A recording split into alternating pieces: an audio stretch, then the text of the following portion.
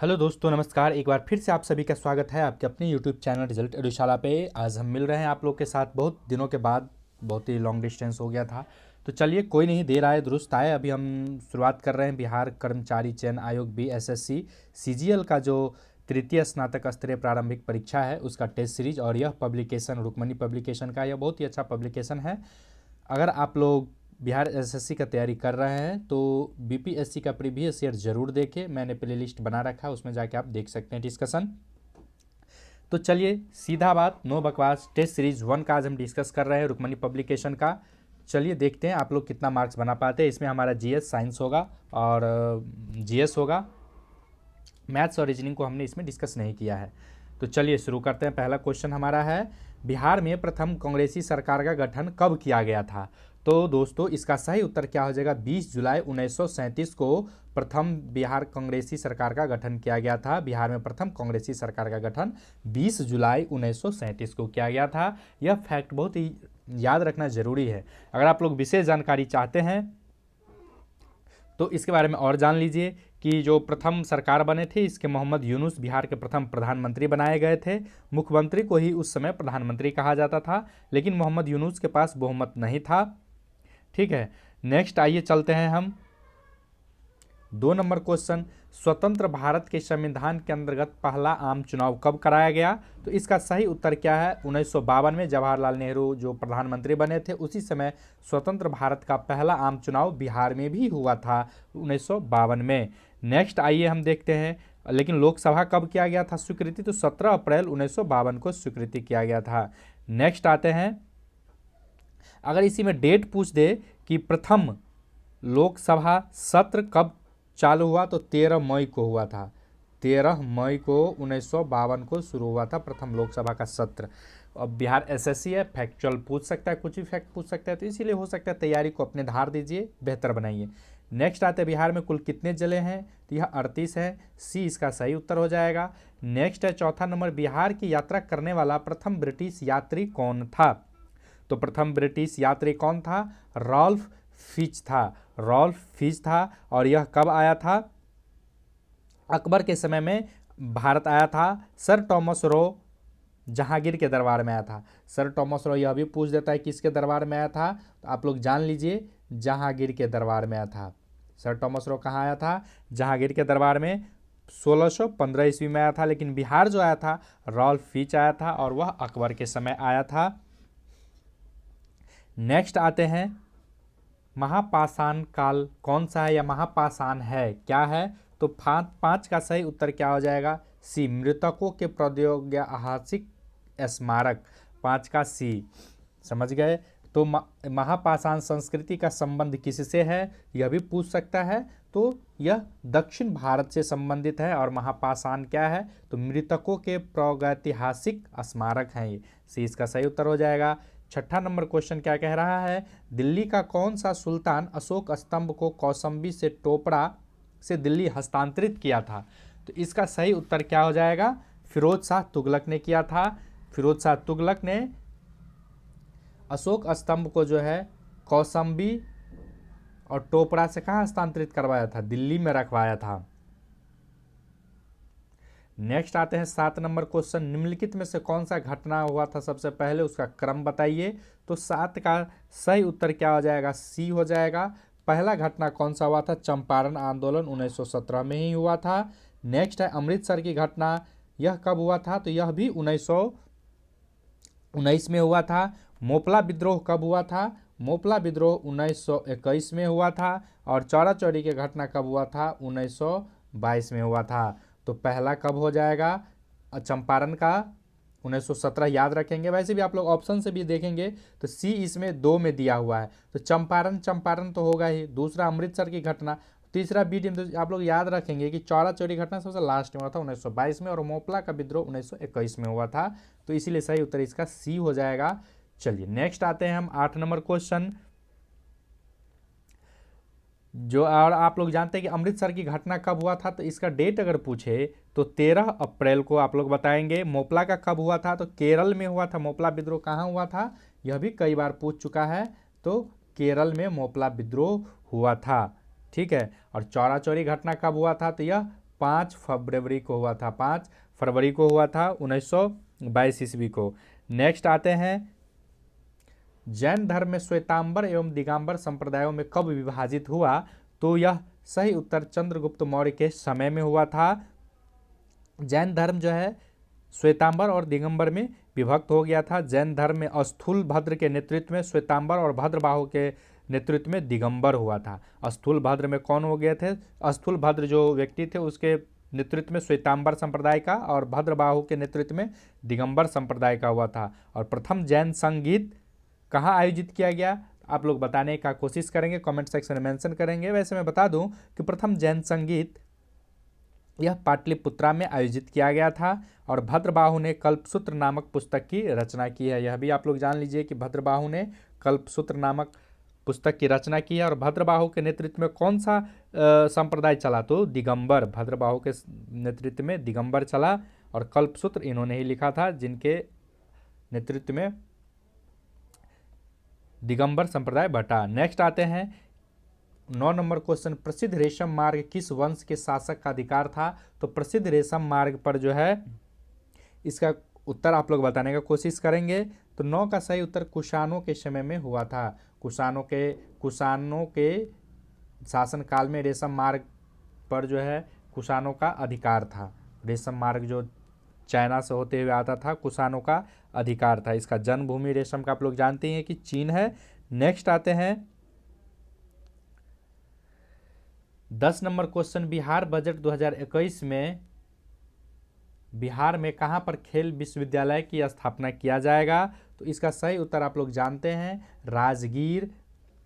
ए हो जाएगा। करंट का क्वेश्चन था, यह भी करंट आप लोग को याद रखना बहुत ही ज़रूरी है।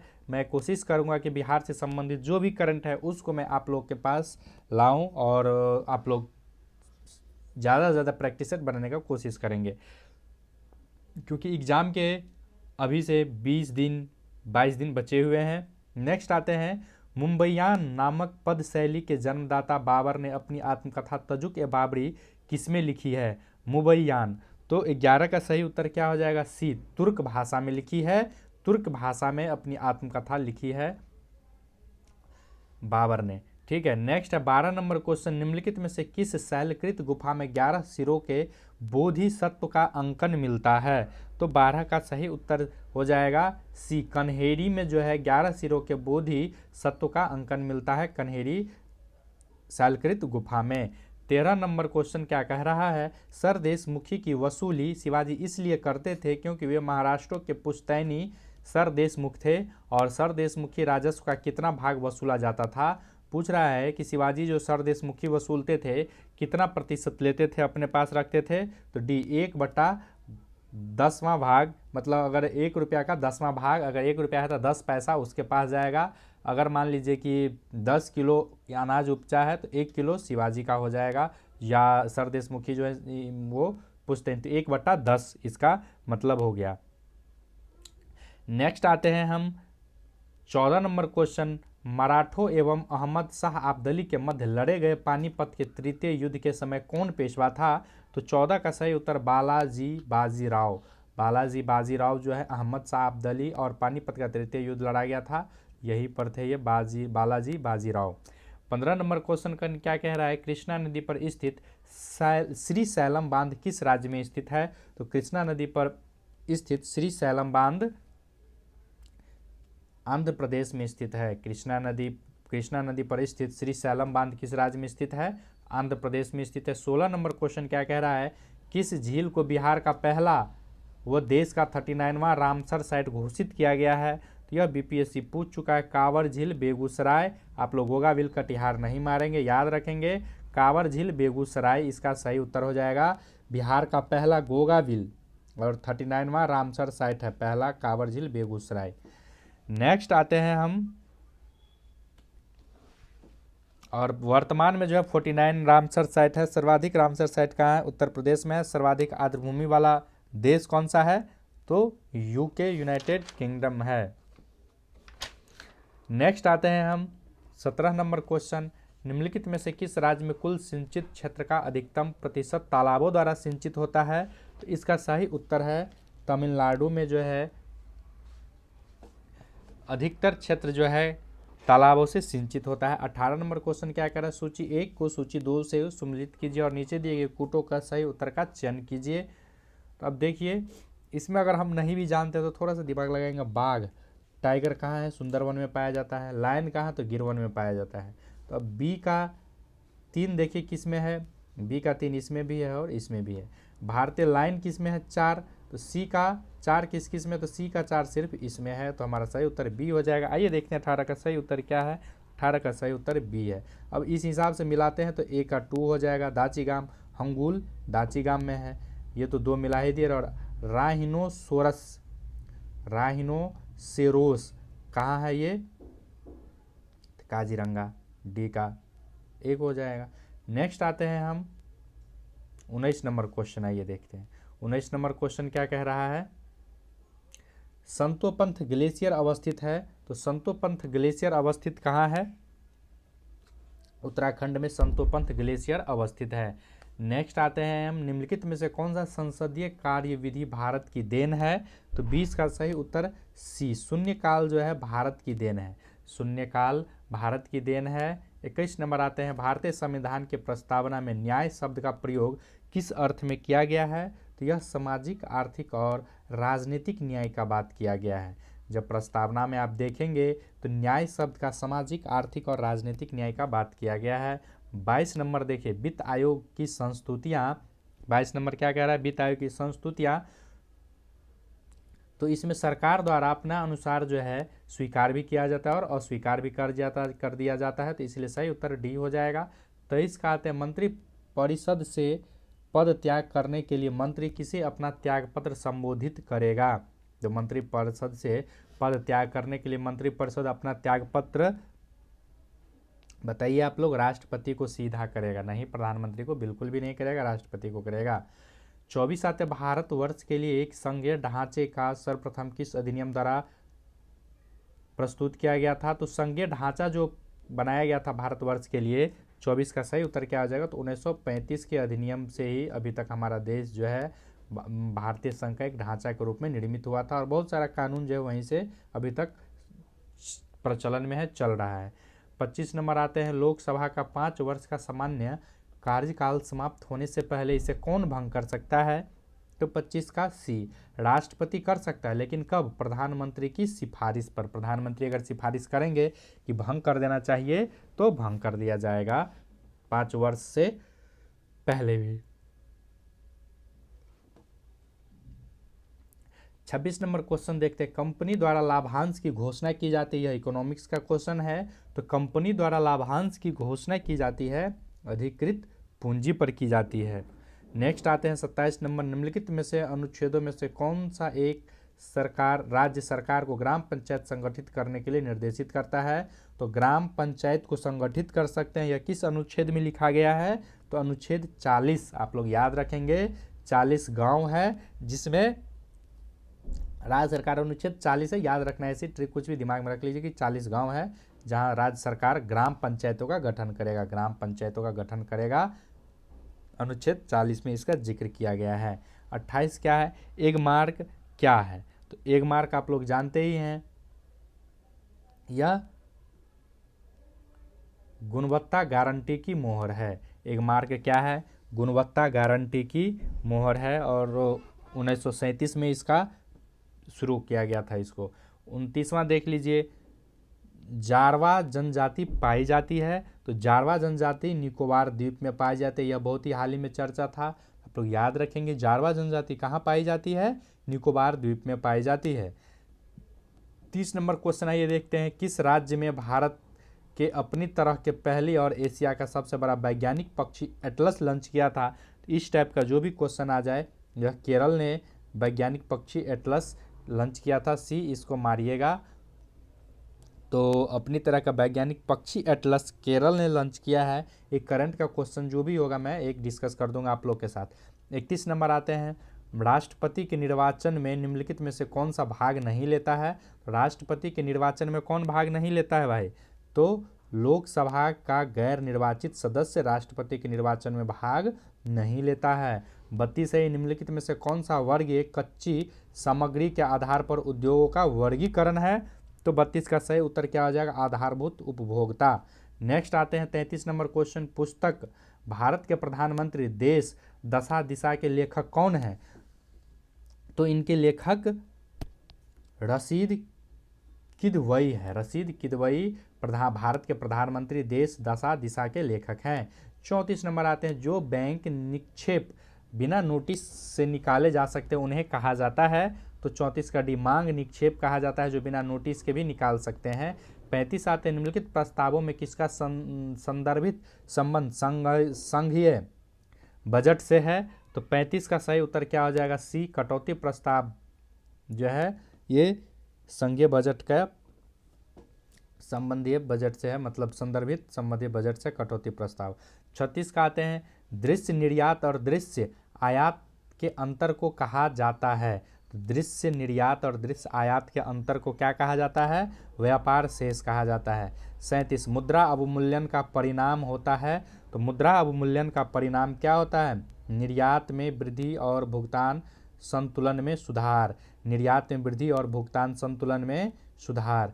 नेक्स्ट आते हैं हम 38 number question, 38 number question, Bharat में एग्रो इकोलॉजिकल जोन्स कृषि पारिस्थितिकी क्षेत्र की कुल संख्या क्या है? तो 38 का कितना हो जाएगा, डी हो जाएगा, 20 एग्रो इकोलॉजिकल जोन्स है, कृषि पारिस्थितिकी क्षेत्र हैं। नेक्स्ट आते हैं 39 नंबर क्वेश्चन, यह बहुत इंपॉर्टेंट है, तिब्बत के पठार की समुद्र तल से औसत ऊंचाई कितनी है? तो तिब्बत का पठार जो है समुद्र तल से उसकी औसत ऊंचाई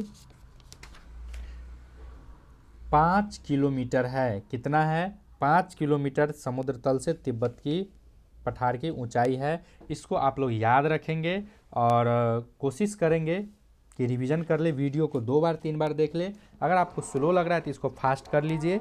अगर आपने अभी तक नहीं सब्सक्राइब किया है रिजल्ट एडुशाला को, तो आप अभी ही रिजल्ट एडुशाला को सब्सक्राइब कीजिए। चलिए नेक्स्ट आते हैं हम 40 नंबर क्वेश्चन, भारत में निम्नलिखित कौन सी पर्वतीय श्रेणी केवल एक ही राज्य में फैली है? तो भारत में निम्नलिखित में से कौन सी पर्वतीय श्रेणी केवल एक ही राज्य में फैली है? आप लोग आसान उत्तर इसका जानते हैं, अजंता। 40 का सही उत्तर क्या हो जाएगा, अजंता पर्वत केवल एक ही राज्य में फैली है और यह महाराष्ट्र में अवस्थित है।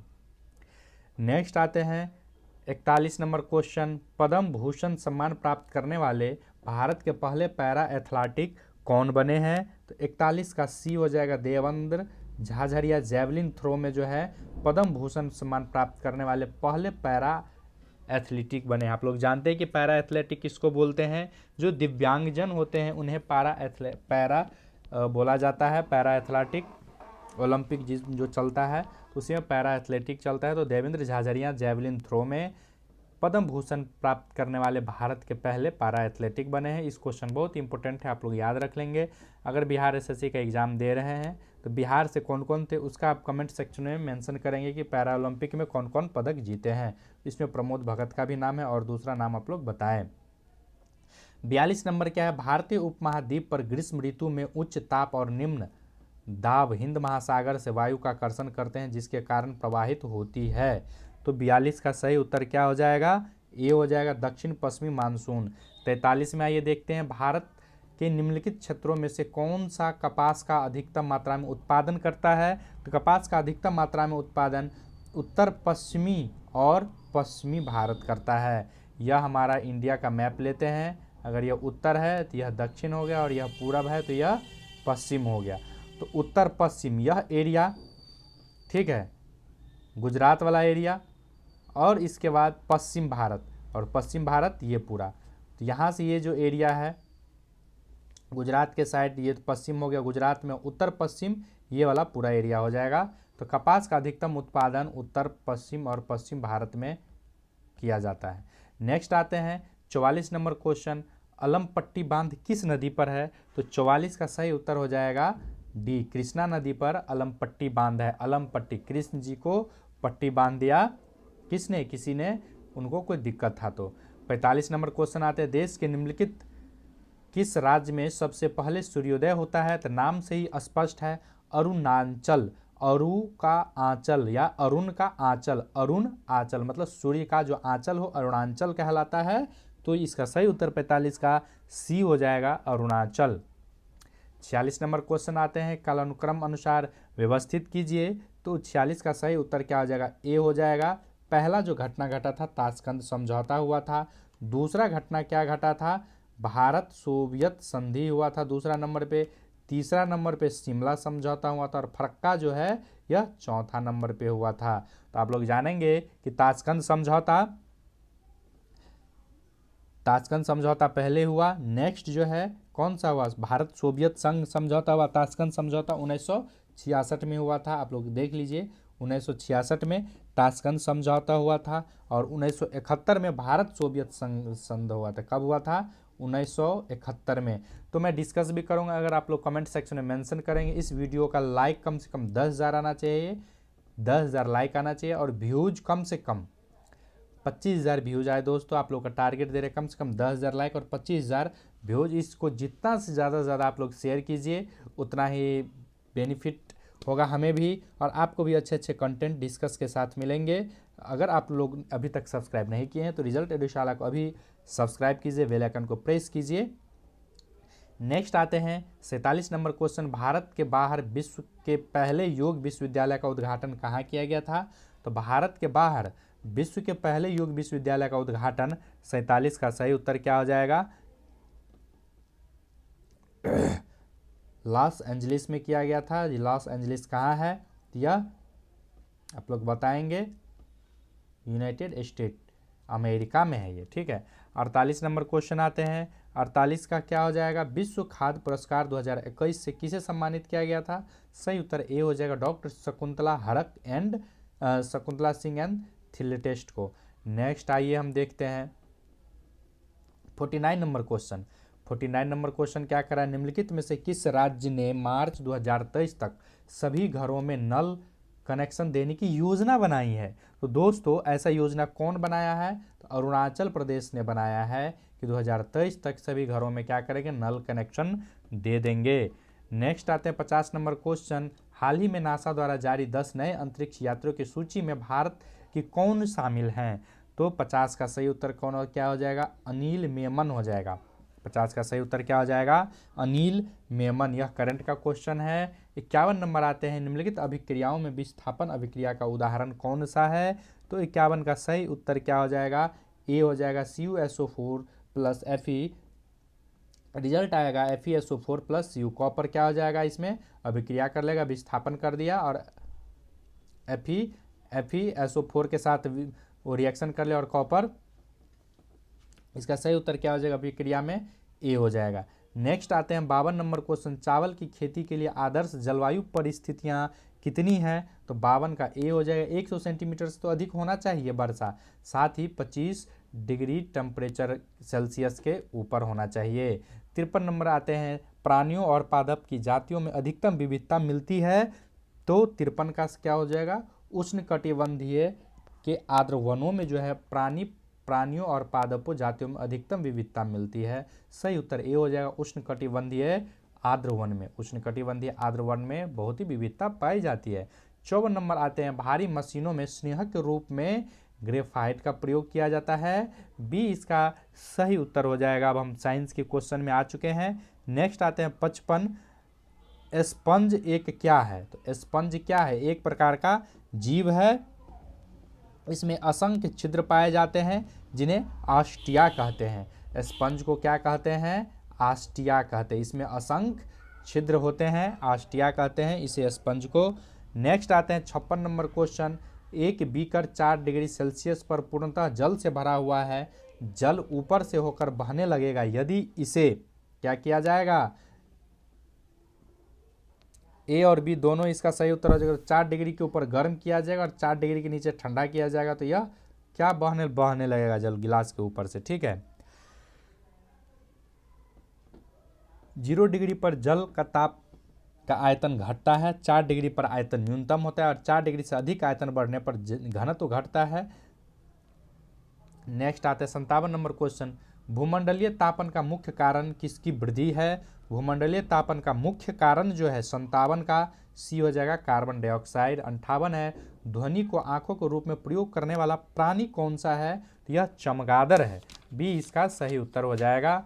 नेक्स्ट आते हैं हम 59 नंबर क्वेश्चन, लैंप की बत्ती में तेल ऊपर चढ़ता है क्योंकि, तो इसका उत्तर आप लोग जानते ही होंगे, कई बार हम लोग डिस्कस कर चुके हैं कि केसीय क्रिया परिघटना के चलते, कैपिलरी एक्शन के चलते, केसत्व के ये डिबिया है अगर मान लीजिए, इसमें तेल ऐसे ऐसे ऐसे ऐसे ऐसे ऊपर चलते चलेगा और ये जलता है लौ।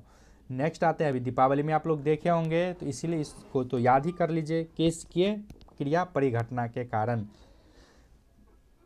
नेक्स्ट आते हैं हम 60 नंबर क्वेश्चन, राइबोसोम्स की संरचना में क्या क्या होती है। राइबोसोम्स की संरचना में आरएनए तथा प्रोटीन होती है राइबोसोम की संरचना में। इसको याद रख लेंगे, साइंस का क्वेश्चन बहुत ही अच्छा इंपॉर्टेंट है। अगर आप लोग चाहते हैं तो इसको लिख लीजिए या स्क्रीनशॉट ले लीजिए, 2 बार 3 बार इस वीडियो को देखिए, स्क्रीनशॉट ले लीजिए और अपने दोस्तों के साथ शेयर कीजिए। जितना आप शेयर करेंगे उतना ही आपको भी बेनिफिट मिलेगा। हो सकता है कोई दोस्त आपको भी जो है अच्छा कंटेंट शेयर करे, तो इसीलिए आप लोग ज़्यादा से ज़्यादा क्या कीजिए, इसको शेयर कीजिए अपने दोस्तों में, अपने ग्रुप में, टेलीग्राम ग्रुप में, फेसबुक पे, जितना जगह हो सके ज़्यादा से ज़्यादा इसको वीडियो को शेयर कीजिए। मैंने आप लोगों को टारगेट दिया है 10,000 लाइक होना चाहिए और 25,000 व्यूज़ होना चाहिए दोस्तों, ठीक है, तभी अच्छे कंटेंट ला पाऊँगा मैं। और डिस्कस अगर आप लोग चाहते हैं, अगर कोई सुधार चाहते हैं या कोई और टॉपिक पे वीडियो चाहते हैं तो आप हमें शेयर कीजिए, कमेंट सेक्शन में मेंशन कीजिए, हम जरूर उस पर वीडियो बनाएंगे। नेक्स्ट क्वेश्चन 61 नंबर आते हैं, यक्ष्मा के रोगियों में निम्नलिखित कौन सी औषधि प्रभावशाली होती है। तो कौन सी औषधि प्रभावशाली होती है भाई, 61 का डी, रैम्पीसियन। नेक्स्ट आते हैं 62 नंबर क्वेश्चन, वायुमंडल में प्रकाश के विसरण का कारण क्या है। तो 62 का सही उत्तर क्या हो जाएगा, डी हो जाएगा, जलवाष्प।